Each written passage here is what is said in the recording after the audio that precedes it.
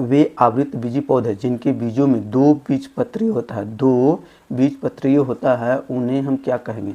मक्का कहेंगे कि पैफियोमेडिलम बोलते हैं कि घास बोलते हैं कि द्विबीजपत्री पौधे बोलते हैं। तो कहता है कि देखिए पौधे जो होते हैं कि बीज के आधार पर, पौधे जो होते हैं बीज के आधार पर हम इससे 2 वर्गों में बांट देते हैं। कितने वर्गों में? 2 वर्गों में। एक को बोलते हैं एक बीजपत्री, एक बीजपत्री, और दूसरे को बोलते हैं द्विबीजपत्री। क्या होता है? द्विबीजपत्री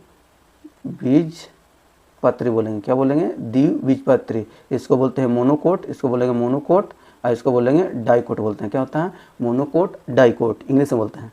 तो कहने का मतलब कि मोनो मतलब कि वैसे बीज जिसमें जो होता है उसको तोड़ने पे सिर्फ एक ही भाग जो होता है कि दिखेगा, एक ही कितनों को तोड़िएगा तो बराबर 2 भागों में विभक्त नहीं होगा, तो उससे हम जो होता है कि एक बीजपत्रीय कहते हैं। अब द्विबीजपत्रीय में जो होता है कि जब उसको जो होता है छिलका हटाएंगे ना सीड्स का, बीज का, तो वो 2 बराबर भागों में बट जाता है, तो उससे हम क्या बोलेंगे? द्विबीजपत्रीय बोलेंगे। जैसे आप एक चना देखे होंगे, चना जो होता है, चना का जो होता है कि आप छिलका हटाइएगा या तो चना का जब हम दाल बनाते हैं तो 2 भागों में क्या करते हैं? टूट जाता है, और दोनों का आकृति क्या हो जाती है? सेम होती है। क्या होती है? सेम होती है। इसलिए इससे हम क्या बोलेंगे? द्विबीजपत्रीय बोलेंगे। क्या बोलेंगे? द्विबीज। जैसे मसूर, मसूर है, मसूर भी कौन सा पौधा है? आपका द्विबीजपत्रीय है, क्योंकि इसमें भी 2 तरह की दालें निकलती हैं।